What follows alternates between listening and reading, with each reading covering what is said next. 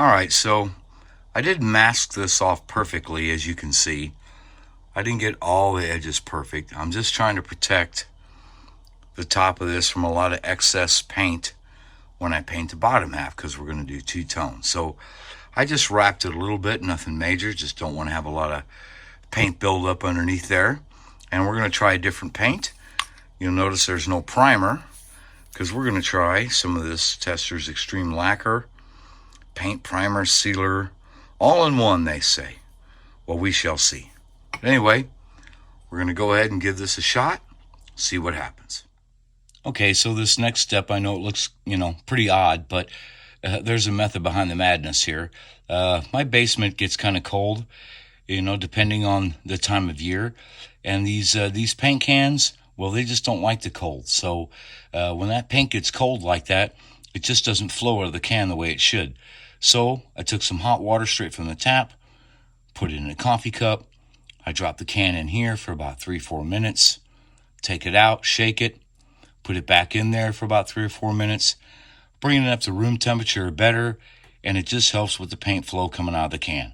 I know it's crazy, but it works. All right, well, I have my body sitting here in a paint booth.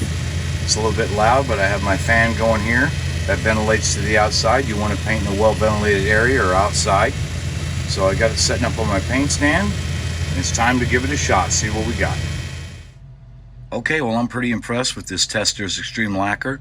There was no primer. It laid down really good, really nice shine, looks great. One thing that I do is, especially with lacquer, it does dry fast, but what I've learned is that as soon as I paint the vehicle, I might give it 1 or 2 minutes, but then I remove that tape. I don't let the tape sit there and have the paint dry on the tape.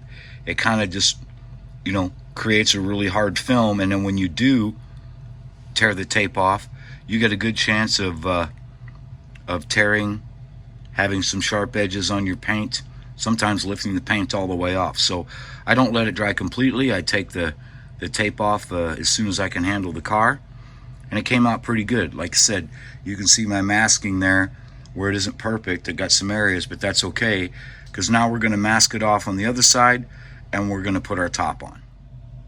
For getting around corners and everything, I find that just taking the tape, taking a scissors and cutting it in half like that, allows the tape to be a little bit more flexible so you can get around tighter corners. Alright, well, I've done the best I can do, at least I hope I have. You notice I got a little piece of paper towel here up front. I like to use that to minimize the tape contact to the paint on large areas if I can, but you don't want to let it to be exposed to a lot of heavy overspray. The paper towel will soak the paint. But that's right there on the corner. I'm pretty comfortable with that. We're just going to give this roof a quick shot, and we're going to see what kind of trouble we can get into. Well, not bad. It laid down pretty good. I'm letting it dry here for just about a minute. Then I'll peel the tape off and see how well I did or how bad I did. Well, I have to say not bad.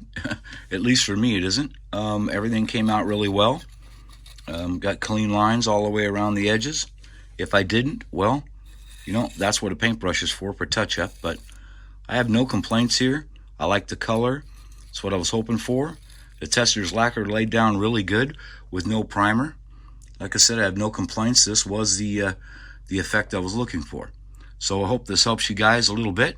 Now we're going to move on to tuning the chassis. But this was fun. I haven't done a car in a while. It was just good to get some painting done, have a little fun.